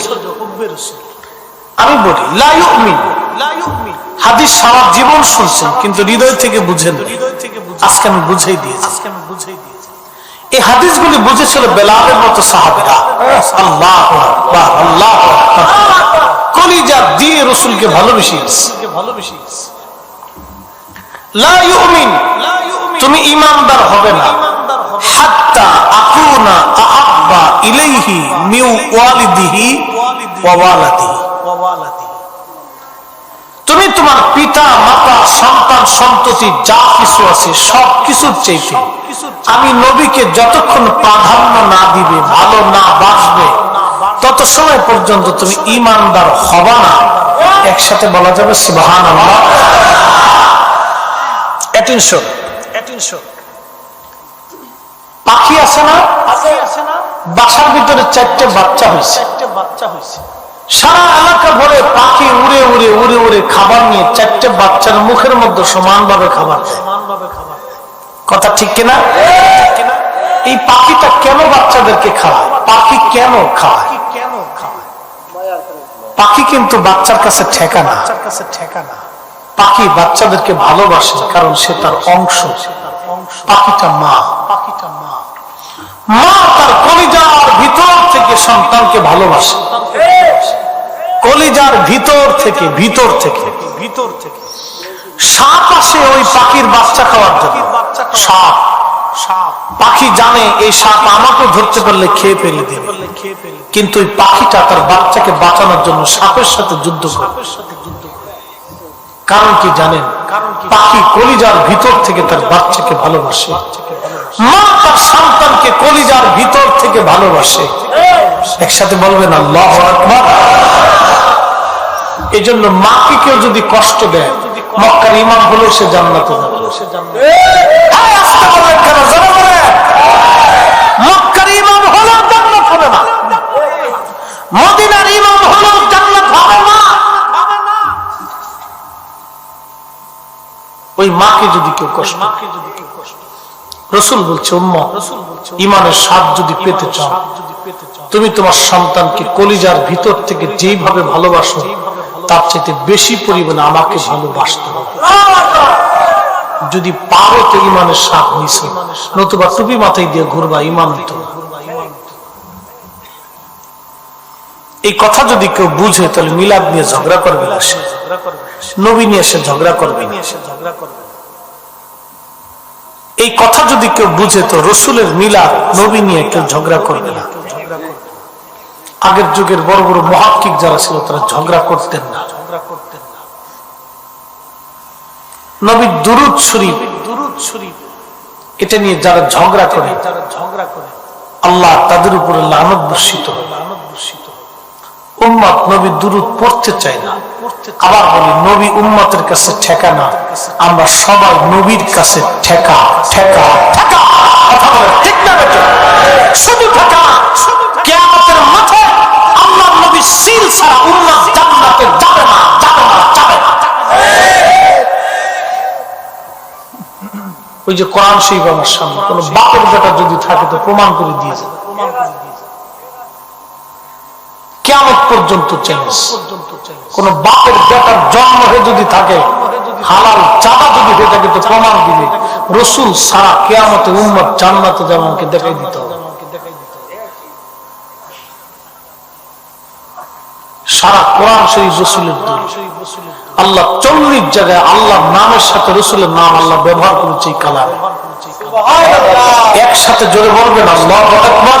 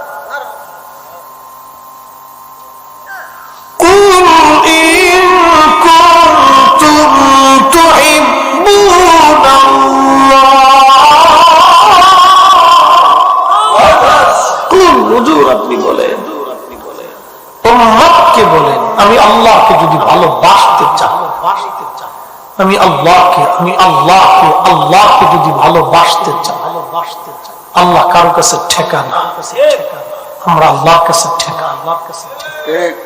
আল্লাহ কারো মুখাফিক কিনা, আমরা আল্লাহর কাছে মুখাফিক কি? আল্লাহুস সামাদ, আল্লাহুস সামাদ, আল্লাহুস সামাদ। আল্লাহ কারো মুখাফিক কিনা, আমরা আল্লাহর মুখাফিক কি? আল্লাহ রাসূল হাবিব উম্মতকে বলুন, উম্মত যদি আমি আল্লাহর সাথে ভালোবাসা করতে চাই, আমি আল্লাহকে ভালোবাসতে চাই, বলে দেন আপনি নবীর সাথে আগে ভালোবাসা করতে হবে। আমি আল্লাহ তার সাথে ভালোবাসা করব। আপনি নবীকে খুশি করলে আমি আল্লাহ খুশি হব, আপনি নবীকে রাজি করলে আমি আল্লাহ রাজি হব, আপনি নবীর পক্ষে থাকলে আমি আল্লাহর পক্ষ হব, আপনি নবীর প্রশংসা করলে আমি আল্লাহ তার প্রশংসা করব, আপনি নবীর শান গাইলে আমি আল্লাহ তার শান গাবো, আপনি নবীকে ইজ্জত করলে আমি আল্লাহ তার ইজ্জত বাড়াবো, আপনি নবীর দলে কেউ থাকলে আমি আল্লাহর দলে থাকা হয়ে যাবে, আপনি নবীর জন্য জীবন দিলে আমি আল্লাহর জন্য জীবন দেওয়া হয়ে যাবে। এই জন্য হামজালা গোসল ফরজ বাদ দিয়ে উহুদের যুদ্ধের ময়দানে নিজের জীবন কুরবানি করে দিয়েছিল। আল্লাহ আইন ধরে নাই, ও তার জন্য গোসল ফরজ ছিল। আল্লাহর আইনকে ডাইভার্ট করে দিয়ে সে রাসূলের মহব্বতে নিজের জীবন দিয়েছিল। আল্লাহ আইন ধরে নাই, আল্লাহ জান্নাত থেকে পানি পাঠাইয়া হাউজে কাউসারের পানি দিয়া আসমানের জগতে নিয়া ফেরেশতাদের গোসল করাইয়া আল্লাহ দুনিয়াতে তাকে ইজ্জত ওয়ালা করে গাসুল মালায়েকা বানিয়ে দিয়েছিল। একসাথে জোরে বলা যাবে আল্লাহু আকবার। নবীর পক্ষে থাকলে আপনার লাভ হবে, আপনি চলে গেলে নবীর কিচ্ছু আসে যায় না। বহু উম্মত রাসূলের দল থেকে চলে গেছে, নবীর কিচ্ছু আসে যায়। থাকলে আপনার কপাল বালা, না থাকলে চলে যাবে, কোনো অসুবিধা নেই। কবর দুদিন পরে আপনার জন্য, ওই পর্যন্ত দৌড় আছে, এরপরে আর নাই। পৃথিবীর বড় বড় সম্রাটরা ওই পর্যন্ত দৌড়াই গেছে, যাদেরকে লক্ষ লক্ষ সৈন্যরা পাহারা দিত, কিন্তু মালাকুল মউত থেকে ধরে রাখতে পারে নাই। ওই কবরে তারা চলে গেছে, ওখানে চলে যেতে হবে। দুদিন পরে সন্তান, পিতা, পুত্র, পরিজন, আত্মীয় স্বজন, গ্রামবাসী, বন্ধু সব ভুলে যাবে। কবরে যিনি আপনাকে দেখতে আসবে তিনি রাহমাতুল লিল আলামিন। পক্ষ নিলে নবীর পক্ষ নিতে হবে, দল করলে নবীর দল করতে হবে, শান গাইলে নবীর শান গাইতে হবে, জীবন দিলে নবীর জন্য দিতে হবে। কথা বলেন ঠিক না বেঠিক? সোজা হিসাব, সোজা হিসাব। কথাগুলি বাড়ি পর্যন্ত নিয়ে যায়, কোন ভোগী যোগী নেই কথার, ভোগী যোগী নেই কথার। আমি কোন পীরের গল্প করতে আসিনি, কোন দলের গল্প করতে আসিনি, আমি আমার বাবার কিচ্ছা বলতে আসিনি, আমি রসুলের কথা বলেছি। ভালো লাগলে মানবেন, না লাগলে আপনারটা। কবর কিন্তু দুদিন পরে তিনটা প্রশ্ন, একটা তাওহীদ, আর একটা দ্বীন, আর একটা রিসালাত নিয়ে। নবীকে দেখায় বলা হবে মা কুনতে তাকুলু ফি হাক্কি হাযার রাজুল, এই লোক সম্পর্কে তোমার জীবনের আকীদা বিশ্বাস কি ছিল বলে দেওয়া আছে। সেদিন বলল লা আদরি, আমি কিচ্ছু জানি না। ফেরেশতারা বলল বাকাম চালান দিয়ে সালাম মেরে দে, সালাম মেরে দে। এই কথা যদি কেউ বুঝে নবী নিয়ে ঝগড়া করবে, আগের বড় বড় উম্মতরা রাসূল নিয়ে ঝগড়া করে। হাই হাই হাই হাই, ইমামুল আযমের মতো ব্যক্তি 40 বছর এশার যদি ফজরের নামাজ পড়েছে, 2 রাকাত নামাজে কোরআন খতম একবার করে দিতেন, জাহান্নামের আয়াত আসলে থরথর থরথর করে কাঁপতেন। 199 বার আল্লাহ তার সাথে স্বপ্নে কথা বলেছেন। তার মতো ব্যক্তি কোরআনের আয়াতে জাহান্নামের আয়াত আসলে থরথর করে নামাজের মধ্যে কাঁপতেন আর কাঁপতে থাকতেন। তার মতো ব্যক্তি রাসূলের দরবারে মদিনাতুল মুনাওয়ারাতে যাওয়ার পরে ইমামুল আযম আবু হানিফা রাহমাতুল্লাহ জুতা খুলে ফেলতেন। সুবহানাল্লাহ, কি আসতে হবে না জোরে হবে? জুতা খুলে ফেলতেন, জুতা খুলে ফেলতেন, জুতা খুলে ফেলতেন। শুধু জুতা খুলতেন না, 7 দিন পর্যন্ত পায়খানা প্রস্রাব করেন। ইমাম মালিক তখনও জিন্দা, সমসাময়িক ইমাম ছিল। ইমাম মালিককে বলতেছি, ইমাম মালিক সালাম দিচ্ছি, চলে যাচ্ছি মদিনা থেকে। বলে হুজুর মদিনায় থাকার জন্য মানুষ আসে আর আপনি চলে যাবেন? বলে আমি তো একজন মানুষ, কি করে বাঁচবো বলো তো? বলে কি হয়েছে? বলে আজকে 7 দিন কোনো পায়খানা পেশাব করি না। তো বাঁচেন কি করে, খান কি? বলে 7 দিনে 7টা খেজুর খেয়ে বেঁচে আছি। 7 দিনে শুধু পানির আর্দ্রতা নিয়ে চেটে চেটে কোন রকম কলিজা ঠান্ডা করে রাখছি। কোথায় করবো পায়খানা বলো? যেই মাটির নিচে রাসূল ঘুমাই রয়েছে, আমি নুমান বিন সাবিতের কলিজায় সাহস কি করে হয় এই মাটির নিচে আমি পায়খানা পেশাব করবো? একসাথে ধরে বলা যাবে না আল্লাহু আকবার। আরে রাসূলের ইজ্জতের ব্যাপারে তার আল্লাহকে এইভাবে ভয় করতেন। বিয়াদব বিয়াদব আর বিয়াদব এসে রাসূলের গুণ ধরে। গুস্তাখে রাসূল নামের আগে ডক্টর লাগিয়েছে, পিছনে মাদানি লাগিয়েছে, ওইসে ওয়াজ করতেছে। রাসূলের মুখে দুর্গন্ধ হতো, জুতা পিটা করলেও হক আদায় হয় না। এই মুসলমান কথা বলেন ঠিক না?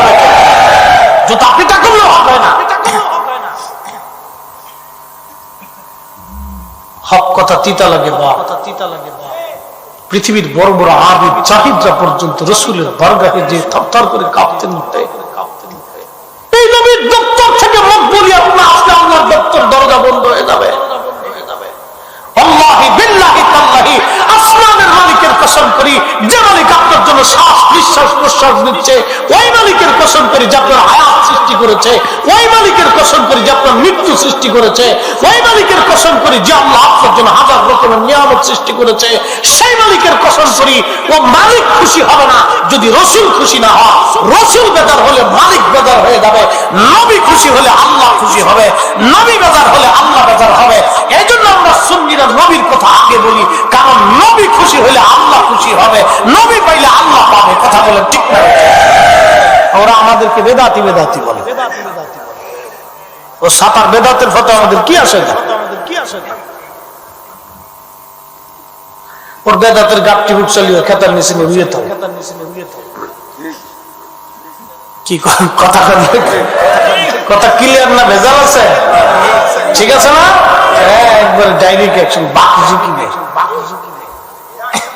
হ্যাঁ অ্যাকশন ডাইরেক্ট, বাকি ঝুঁকি করলাম। আমরা কেউ বেড়ার উম্মত নাকি? আমরা রাসূলের উম্মত। কি কথা বলেন ঠিক কিনা? নবীর উম্মত, নবীর উম্মত। আচ্ছা আপনাদেরকে একটা প্রশ্ন করি, জবাব দিবেন তো। আমি আপনাদের সামনে কারবালার ওয়াজ করছি, অনেকের চোখের পানির ক্ষরণ হয়েছে, হৃদয়ের রক্তক্ষরণ হয়েছে, ব্যথা লাগছে, কষ্ট হয়েছে, কষ্ট হয়েছে, মায়া লাগছে, ভালোবাসা লাগছে। আচ্ছা আপনাদেরকে একটা প্রশ্ন করি, জবাব দিবেন। ইমাম হুসাইন 3 দিন পানি পায়নি। আল্লাহ যদি বলতেন এই ফোরা তুই আমার হুসাইনের তাবুর ভিতরে চলে যায় পানি দিয়ে, দিত না? জোরে কেন দিত না? 3 দিন ইমাম হুসাইন পানি নেই, আল্লাহ আকাশকে যদি বলতেন বৃষ্টি দিয়ে, দিত না? তাহলে 3 দিন পানি না খাওয়ানোর কারণ কি? কেন কারণ ছিল জানেন? আপনাদের কাছকে বুঝাই দিয়েছে। কিয়ামত পর্যন্ত ইমাম হুসাইনের জীবনী নিয়ে মুসলমান আলোচনা করে। কিয়ামত পর্যন্ত উলামা ইকরাম আলোচনা করবে। কিছু মানুষের চোখের পানি রক্তক্ষরণ হবে। এই যে পানিটা যে নজরানা দিবে, তারা যে 3 দিন না খেয়েছিল, ক্ষুধায় কষ্ট পেয়েছে, নির্মম ভাবে তাদেরকে হত্যা করা হয়েছে, এই বিয়োগ ব্যথা, এই কষ্টটা আপনার হৃদয়ে আঘাত করছে। আল্লাহ কসম, এই হৃদয়ে আঘাত করার সাথে আপনার চোখ দিয়ে পানি আসার সাথে সাথে, মাসির মাথা পরিমাণ পড়ার সাথে আল্লাহ পাক আপনাকে টান দিয়ে রহমতের করে টান দিয়ে আপনার জীবনের গুনাহ মাফ করে দিন। আল্লাহ কসম করে বলি, পৃথিবীর সব বৃথা যাবে, এই মহব্বতের চোখের পানি নষ্ট হবে। আল্লাহ কসম করে বলি, আসমান 7টা জাহান্নামের আগুন নিভাই দিবে আল্লাহ, শুধু আশিকের চোখের পানি 1 ফোঁটা পানি দিয়ে নিভাই দিবে। জাহান্নাম স্থির হয়ে যাবে, আল্লাহ কি দিলা তুমি আমাকে, আল্লাহ একটু পানি ফেলে দিবে, যা নিভে যা। এত দাম, কিয়ামত পর্যন্ত এরকম উম্মতকে আল্লাহ মাফ করতে থাকে। যারাই চোখের পানি ফেলে দিবে আল্লাহ তাদেরকে মাফ করে দেয়। নতুবা এই ঘটনা ঘটানোর তো কোনো প্রয়োজন, আল্লাহ ইচ্ছা করলে জান্নাত থেকে খাবার এনে খাওয়াই দিয়ে ঘুম পাড়াই দিয়ে বিদায় করে দিতে পারতেন। ফেরেশতা এনে ইয়াজিদ বাহিনীর ফিডাইয়া দেশে উড়াই দিয়ে তাদেরকে মদিনায় পাঠাই দিতে পারতেন, কিন্তু করেন নাই। কারণ কিয়ামত পর্যন্ত উম্মতকে নাজাত দিতে হবে, উম্মতের গুনাহ মাফ হয়ে যাবে। উম্মত তো গুনাহ করবে, আমরা তো গুনাহ করলে বলা, গুনাহ সারা জীবনে করেছি। আরে 63 বছরের রাসূল একটা মিথ্যা বলে নাই, আমরা 63 বছরে 63,000 বার মিথ্যা বলেছি। কি কথা বলেন না কেন? মক্কার ইমাম সাহেব কি মিথ্যা বলে নাই? মনে হয় মক্কার ইমাম সাহেব কি নিষ্পাপ? হ্যাঁ, মক্কার ইমাম সাহেব বুকে হাত দিয়ে বলতে পারবে যে আমি জীবনে কবিরা গুনাহ করি নাই? জীবনেও না। মক্কা মদিনার ইমাম সাহেবের পক্ষেও সম্ভব না, বলতে পারবে না যে আমি গুনাহ করি। সগীরা কবিরা সবারই হয়েছে, কবিরা গুনাহ ছাড়া পৃথিবীতে কোনো মানুষ নেই। ওলিদেরকে আল্লাহ মাহফুজ করে রাখে, গুনাহ থেকে মুক্ত করে রাখে। যখন ওলি বানায় তখন গুনাহ থেকে মুক্ত করে। ওলি হওয়ার আগ পর্যন্ত হয় না, ওলি হওয়ার আগ পর্যন্ত সে চেষ্টা করতে থাকে। ওলি হয়ে যাওয়ার পর আল্লাহ তাদেরকে মাহফুজ করে দেয়। আর নবীদেরকে আল্লাহ নিষ্পাপ করে দুনিয়াতে পাঠায়, এরা সর্বসময়ের জন্য নিষ্পাপ। একসাথে বলা যাবে সুবহানাল্লাহ। এছাড়া পৃথিবীতে কেউ নিষ্পাপ না, সবাই গুনার সাথে যুক্ত, কিন্তু আল্লাহ ক্ষমা করে। হ্যাঁ প্রিয় মুসলমান, খুব মনোযোগ দিয়ে বেশি লম্বা করে আগে বলছি, কষ্ট দেব না, মূল কথাগুলি আপনাদেরকে বলে দিয়ে যাব। হযরত ইমাম হোসেন রাদিয়াল্লাহু তাআলা আনহু রক্ত নিয়ে নবীজি আল্লাহর দরবারে যাচ্ছে। ইবনে আব্বাস বললেন, স্বপ্ন আমি দেখলাম। স্বপ্ন দেখার পরে সারা মক্কা আমি দৌড়ায় বলি, ও মক্কাবাসী শুনছো, আমাদের হুসাইন আর নাই, আমরা হুসাইন কারবালায় শহীদ হয়ে গেছে। মক্কার মানুষ বলল, কোন কি? ইবনে আব্বাস তুমি কি করে জানো? ইবনে আব্বাস বলে দে, আমি স্বপ্ন দেখেছি। আচ্ছা, 1450 বছর ধরে নবী, 1450 বছর ধরে নবীজি স্বপ্ন দেখান, এখনো উম্মত স্বপ্ন দেখে, কিয়ামত পর্যন্ত উম্মত স্বপ্ন দেখবে। আচ্ছা আপনারাই বলেন, এই স্বপ্নের কারণে উম্মতের জীবনের গুনাহ আল্লাহ মাফ করে দিবে, উম্মতকে নাজাত আল্লাহ দিয়ে দিবে। তাহলে বোঝা গেল 1450 বছর ধরে উম্মতের মাঝে নবী আছে। উম্মত যা চোখে দেখার সে চোখে দেখে, যে দেখতে পায় না তার সেটা বদনসিব। আল্লাহ নবী বললেন, ফাআলিমতু মা ফিস সামাওয়াতি ওয়া মা ফিল আরদ, আসমান জমিনের এমন কোন ইলম নাই যেটা আমার কলবের মধ্যে জমা না হলো। একসাথে বলবেন আল্লাহু আকবার। সব ইলম আল্লাহ তার রাসূলের কলবের মধ্যে জমা করে দেন। এইজন্য আপনাদেরকে একটা মাসালা বলে দিই, এই যে কোরআন, এই কোরআন পুরাটাই রাসূলের পক্ষের দলিল। খুব মনোযোগ দিন। নবীজি যখন সাহাবীদেরকে বলতেন, সাহাবীরা কবরে কি হয় তোমরা কি জানো? কবর, কবর তো গায়েব, এটা অদৃশ্য, দেখা যায় না। কবরে কি হয় জানো? সাহাবীরা জবাব দিত, আল্লাহ রাসূলুহু আ'লাম। আল্লাহ জানে, নবী জানে। আচ্ছা, সাহাবীরা হাসরের মাঠ এই সম্পর্কে কি তোমরা জানো? সাহাবীরা জবাব দিত, আল্লাহু ওয়া রাসূলুহু আ'লাম। আল্লাহ জানে, নবী জানে।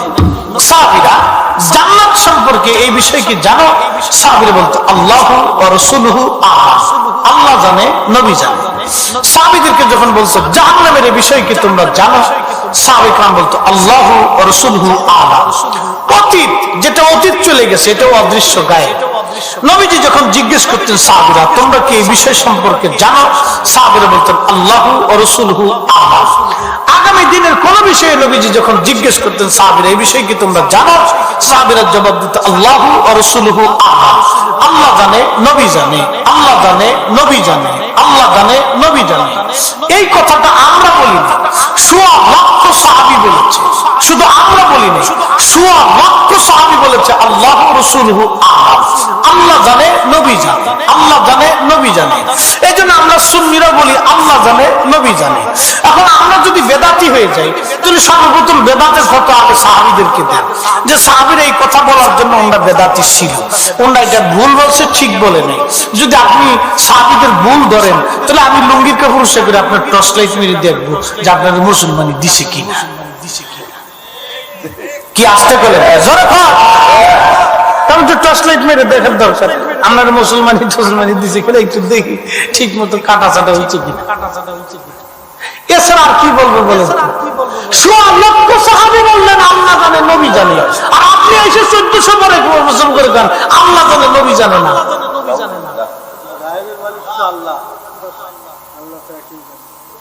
সোয়া লক্ষ সাহাবী বলল আল্লাহ জানে, নবী জানে, আর আপনি এসে বলেন আল্লাহ জানে, নবী জানে না। সোয়া লক্ষ সাহাবী যেইভাবে বিশ্বাস করেছে আমরা সেইভাবেই বিশ্বাস করব। কথা বলেন ঠিক না বেটা? এর বাহিরে যাওয়ার কোন সুযোগ আমাদের আছে? কোন সুযোগ নেই। সোয়া লক্ষ সাহাবী যেইভাবে বিশ্বাস করছে আমরা সেইভাবে বিশ্বাস করছি। এক কথাই শেষ। আল্লাহ আমাদেরকে বোঝার তৌফিক দিক বলে না।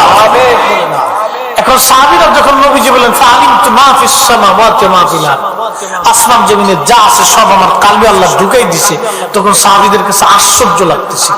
তখন নবীজি সুম্মা তালা তেলাওয়াত করলেন, ওয়া নুরি ইব্রাহিম মালাকুতাস সামাওয়াত, আল্লাহু আকবার, ওয়া নুরি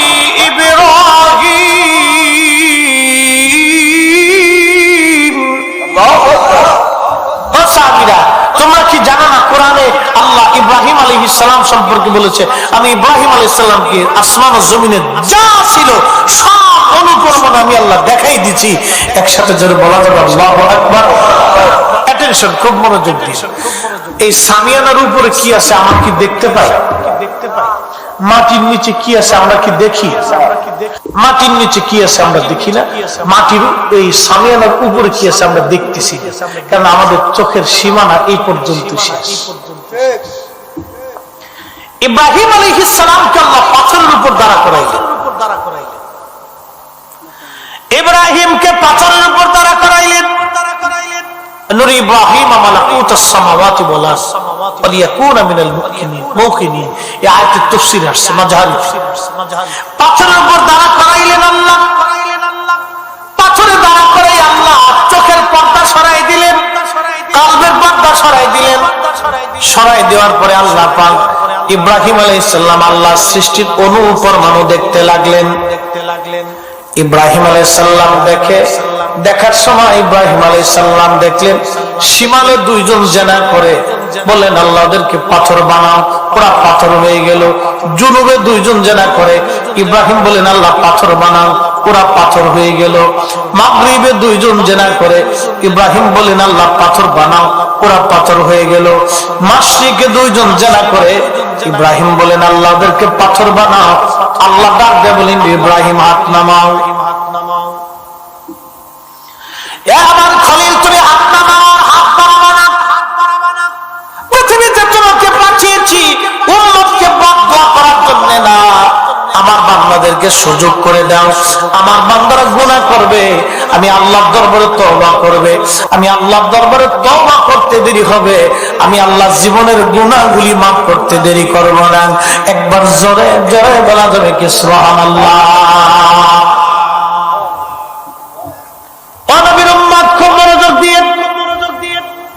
দুইটা মাসালা বলে দিয়ে দেব আজকে। আমাদের দেশে একদল আছে নামাজের পরে দোয়া মানে না।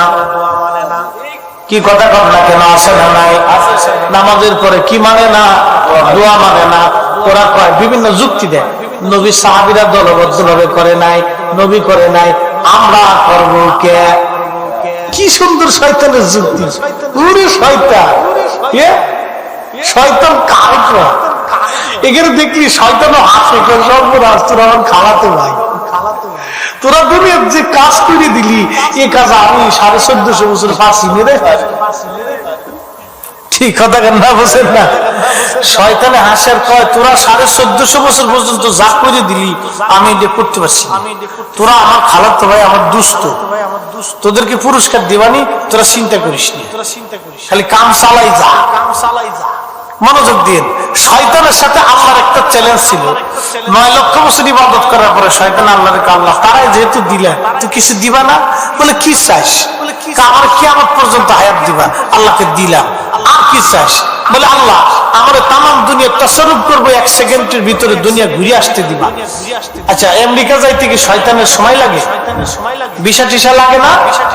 ওই টিরাম্পেরে যায় ওটা চাবি মারে, টিরাম্পেরে চাবি দিয়ে ও যে আবার জার্মানের চ্যান্সেলরের চাবি দেয়, ওরে যে আবার রাশিয়ার প্রেসিডেন্টের চাবি দেয়, রাশিয়ার প্রেসিডেন্টের চাবি দিয়ে ও আবার ইউক্রেনের প্রেসিডেন্টের বেশি করে চাবি দেয়। বুঝতে পারছেন? ওরা জোরে করে বেশি করে চাবি দেওয়ার কারণে যুদ্ধ খালি বাড়তেছে, খালি বাড়তেছে। বুঝতে পারছেন? শয়তানকে লাগা তোরা যুদ্ধ করে দেখ, কাম বাধাই দিচ্ছি, তোকে বিরাট যুদ্ধ বাধাই দিচ্ছে। বুঝছেন? খালি ইউক্রেনের প্রেসিডেন্ট বেশি করে চাবি দেয়, ওরা চাবি দেয়, ও খালি ভুলে, ও খালি ফুলে, ও পারে না, ও নিচে থেকে আমি যুদ্ধ করতেছি। বুঝতে পারছেন? ওর মাইনে শেষ করে দিতেছে, ওর হুঁশ নেই।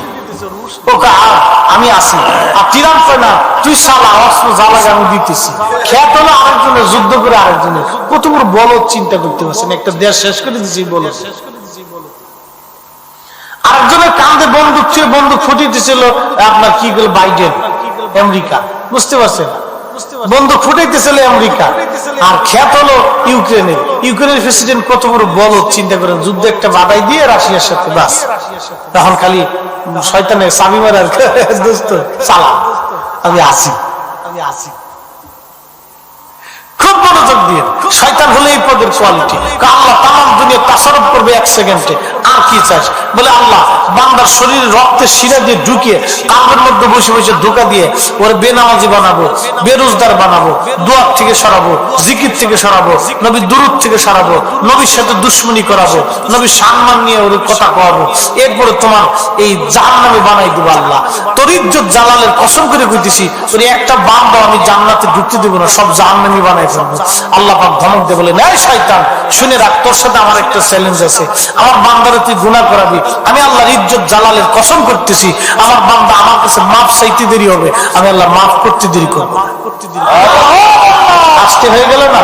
আর একটু জোরে, একসাথে জোরে কর, জোরে জোরে জোরে, আরো জোরে, আরো জোরে।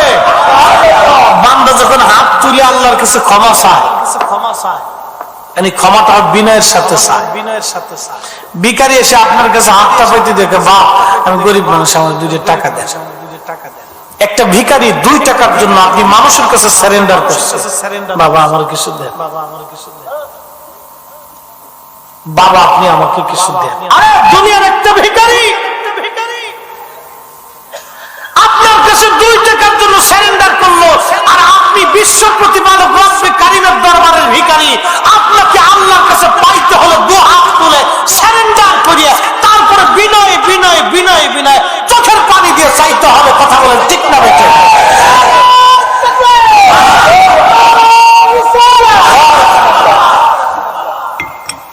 এই দোয়া আজকে বেদাত ফতোয়া দিয়ে ওরা বন্ধ করাইতেছে, ওরা শয়তানের কাজ করিয়ে দিতেছে। শয়তানে কিন্তু খুশি, খুশি কেডা? শয়তানে বিরাট খুশি ওগার উপরে, দেখবেন ওগার উপরে শয়তানি বিরাট খুশি। তাহলে আপনারা বলেন দোয়া হবে? একসাথে বলেন দোয়া হবে। ওর ফতোয়ার গোষ্ঠী কিলে আল্লাহর নবী কইছে অদবুরুস সালাতিল মাকতুবা, ফরজ নামাজের পরে দোয়া করলে কবুল হয়ে যায়। আর নবী কইছে ফরজের পরে দোয়া করলে ইবাদত কবুল হয়। আর উম্মত এসে গেল ফরজের পরে দোয়া করলে বেদাত হয়। উম্মতের ফতোয়া লাথি মারতে হবে। কথা কম ঠিক কি না? ও লাথি মেরে দিবেন ফতোয়া। দত্ত ফতোয়ার গোষ্ঠী কিলে বেটা। নবী কইছে ফরজের পরে দোয়া কবুল হয়, আমি নবীরটাই মানি, তোরটা মানার টাইম নাই। কি কথা বলেন ঠিক কি না? তুই মদিনার থেকে আইসিস না মক্কা থেকে আসিস, ও সাঁতার দেখার টাইম। কথা ক্লিয়ার না ভেজাল আছে? ক্লিয়ার। আপনাদেরকে এখন সত্য করে একটা মাসালা বলে দিয়েছে। মিলাদ নিয়ে ঝগড়া লাগছে, খুব ঝগড়া। বেদাত নবী করে নাই, সাহাবী করে নাই। এই পদ্ধতিতে সাহাবী নবী কোনদিন করে না, আমরা করবো কে? এই পদ্ধতিতে হেরে জিজ্ঞেস করবেন হুজুর তাহলে আপনি যেই পদ্ধতিতে মাদ্রাসায় পড়িয়ে আগে বলছেন, কোন সাহাবী এই পদ্ধতিতে পড়ে মাদ্রাসায় মৌলানা হয়েছে কই দিয়ে জানতো? এত বড় বেদাতি পদ্ধতিতে আপনি মাদ্রাসায় পড়ে আলেম হইলেন, তাহলে আপনি তো বড় বেদাতি। কি কথা কর না কে? আচ্ছা হুজুরকে বলুন, হুজুর আপনি যে মসজিদে নামাজ পড়েন বা পড়ান, যে পদ্ধতিতে মসজিদ বানাইছেন, এই পদ্ধতিতে নবীজি মসজিদ বানাইলো না কে? আল্লাহ নবীর মসজিদ ছিল কাঁচা, আপনারটা ফাঁকা হইল কেন? নবীরটা ছিল খেজুর পাতার সামনে, আপনারটা কাম করতে করে জিগজাগ শিক্ষাক কে? কি কথা কর না কে? কিয়ামতের আলামত শুনে যান, 72টা আলামত নবী বলছে। তার মসজিদ নিয়ে 3টা আলামত আছে। 1 নম্বর আলামত নবী বলছে মসজিদ কিয়ামতের পূর্ব সময় মসজিদ কারুকার্যময় হবে। 2 নম্বর আলামত মসজিদের মিনারা বড় বড় উঁচু উঁচু থাকবে। 3 নম্বর আলামত মসজিদে মুসল্লি থাকবে কিন্তু ইমামওয়ালা থাকবে না। কে কথা খারাপ করেছি? সুদ করেছিল সভাপতি, ঘুষ করেছিল আপনার মুসল্লি। কথা বল না কে? তো মুসল্লি তো আছে না, কিন্তু ইমানদার করবে। তো মসজিদ নিয়ে 3টা আলামত আছে কিয়ামতে। হুজুরে জিজ্ঞেস করবেন, হুজুর এত বেদাত চোখে দেখলেন, মিলাদের বেলায় খেলে আপনার শরীরে চুলকা, এই বেদাত চোখে দেখেন না, কারণটা কি? আপনার এই সময় চুলকাই কে? তার মানে বোঝা গেল আমার নবীর সাথে দুশ্মনী আছে। চুলকানি তো শরীরে না, চুলকানি হলো অন্তরে। অন্তরে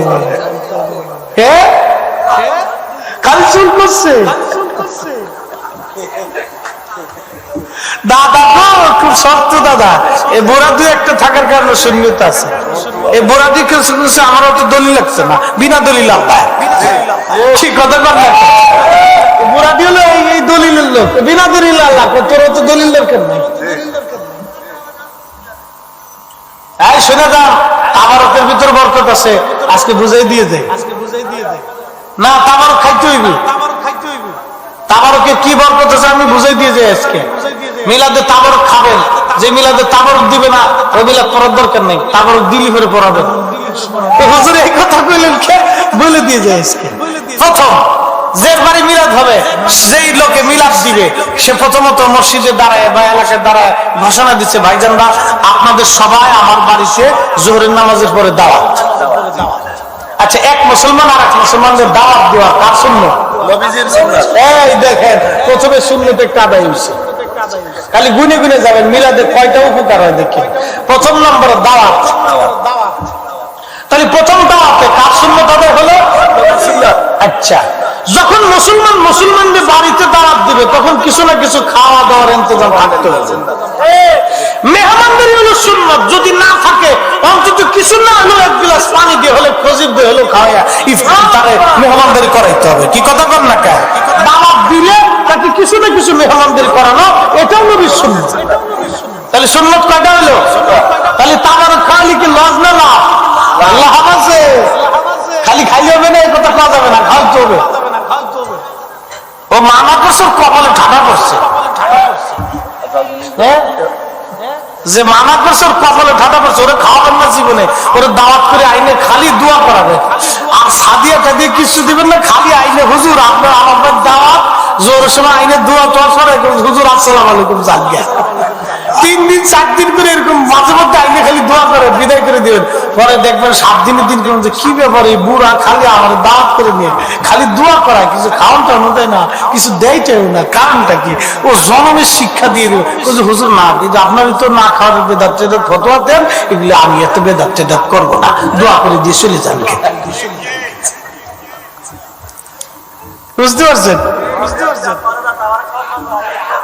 এই তো এইবার আসে, তাহলে প্রথম নম্বরের দাওয়াত, এই দাওয়াতে সুন্নত একটা আদায় হয়েছে। এরপরে মিলাদ শরীফ শুরু করার আগে হুজুর কোরআন শরীফ তেলাওয়াত করেন। প্রত্যেক হরফে এক নেকি, মারহাবা। সূরা ফাতিহা যদি তেলাওয়াত করে উম্মুল কোরআন, এটা কোরআনের মা। তাহলে প্রত্যেক কোরআনের আয়াতে আয়াতে হরফে হরফে 10টা করে নেকি হয়। একবার জোরে বলা যাবে কি সুবহানাল্লাহ।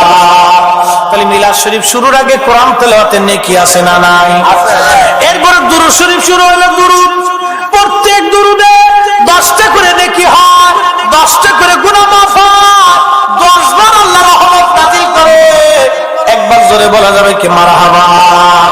তাহলে নেকি কয় ধাপে হইলো? জোরে কোন কয় ধাপে? 3 ধাপে। এরপরে জিকির শুরু হয়, লা ইলাহা ইল্লাল্লাহ, আফজালুজ জিকির লা ইলাহা ইল্লাল্লাহ। যখন জিকির শুরু হয়ে গেল, আচ্ছা আপনারা বলেন জিকিরের কারণে নেকি হয় কি হয় না? আহা, তাহলে নেকি কয় ধাপে? 4 ধাপে কিন্তু নেকি।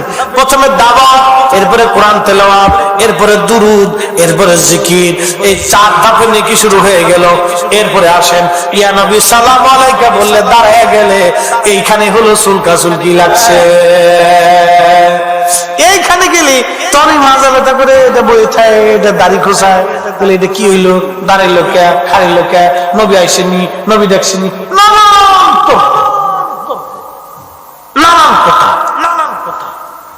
আমরা সালাম দিচ্ছি রাহমাতুল লিল আলামিন নবীকে, শ্রেষ্ঠ নবীকে সালাম দিচ্ছি। ও নবীর উম্মত, এখানে কোনো দলিল আদিল্লা লাগবে না। বলে হুজুর কারণটা কি? আপনাদেরকে বলি, এই যে কোরআন শরীফ আমার হাতে, আল্লাহর কালাম, যদি এটা কাগজের মধ্যে লেখা, আমি যে সুমা দিলাম দলিল লাগবে না? হ্যাঁ না, দলিল চাইছেন যে হুজুর সুমা দিলেন কে দলিল দেন? আমি যে বুকে রাখছি দলিল লাগবে? মাথায় করে হাঁটলে কি দলিল লাগবে?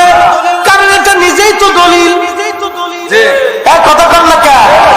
কোরআন তো নিজেই ইজ্জতওয়ালা, কারণ এটা আল্লাহর কালাম, এটা নিজেই দলিল। আর এই কোরআনের পরে আমার নবী হলো আরেকটা দলিল। কি কথা কন না কে?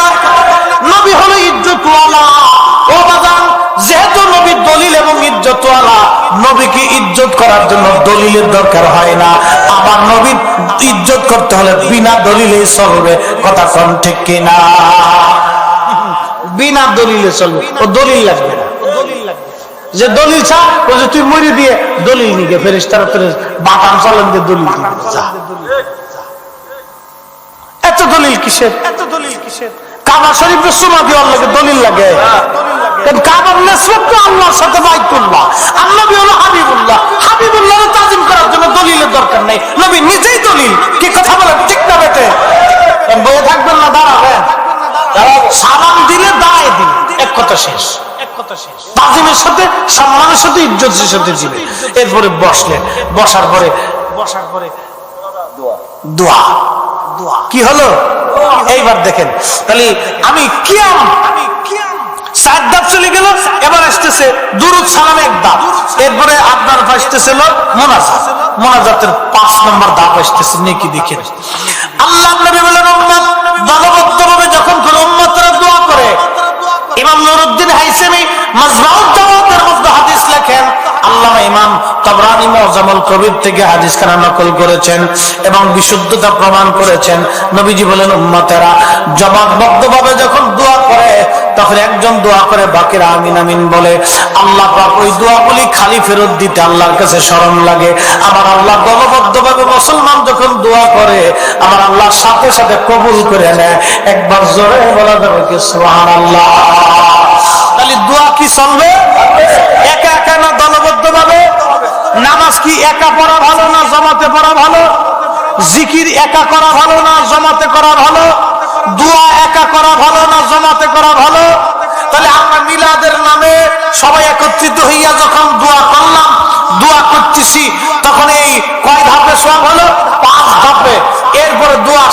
যাওয়ার পরে মেজবান যিনি মেহমানদেরকে দাওয়াত করছে ওনার সামর্থ্য অনুযায়ী জিলাপি হোক, মিষ্টি হোক, বিরিয়ানি হোক, খিচুড়ি হোক, ভাত হোক, যেটাই উনি সামর্থ্য অনুযায়ী আপনার সামনে কিছু তাবারক খানা উপস্থিত করলেন।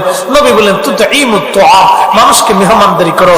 এটা আমি রাসূলের সারা জীবনের সুন্নাত, সমস্ত নবীদের সুন্নাত, বাবা ইব্রাহিম আলাইহিস সালামের সুন্নাত। মানুষকে খাওয়াও খাওয়াও খাওয়াও খাওয়াও খাওয়াও খাওয়াও।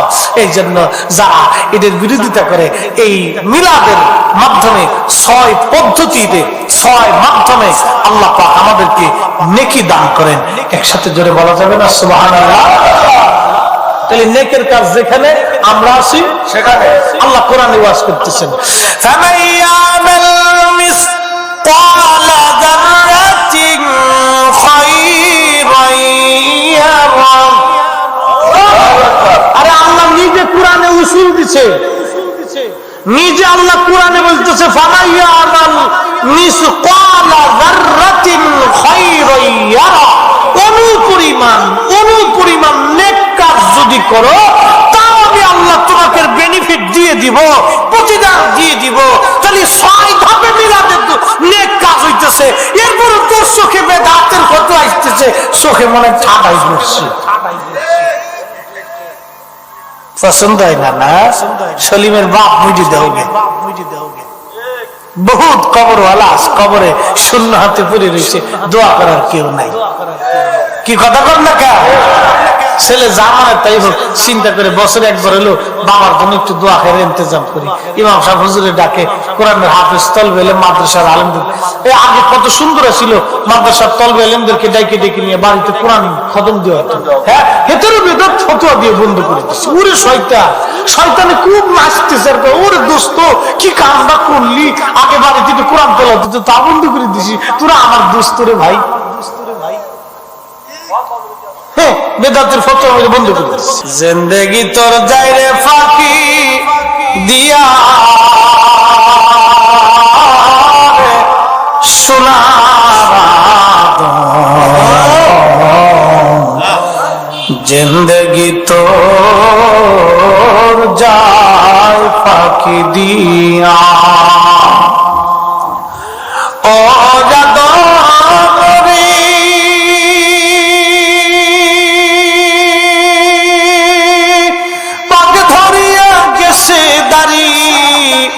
দন্তবাসে গোটাচারি সমন জারি গিয়াছে করিয়ার সোনার, জিন্দেগি তো যায় ফাঁকি দিয়া। ও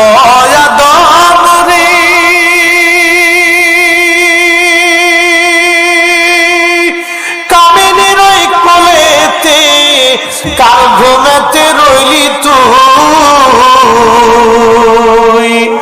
সারা নিশি কাটাইলি তুই ঘুমাইয়া ঘুমাইয়া রে সোনার, জিন্দেগি তো ওর যায় ফাঁকি দিয়া।